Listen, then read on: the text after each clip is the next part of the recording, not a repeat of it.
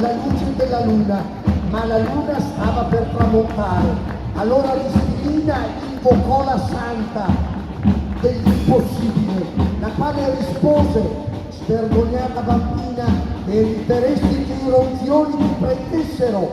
Ma così dicendo, con rischio di tagliarsi le mani, afferrò la faccia della luna e la tenne ferma finché Rispina fu giunta a casa sana e salva. Dipinto sulla parete di una casa di Falcade a ricordo di un ex voto del 1892, lo straordinario bestiario di Pino Puzzati che quasi antesignano ha dipinto per il 2026 la storia che porterà le Olimpiadi invernali a Milano e nel Cadore.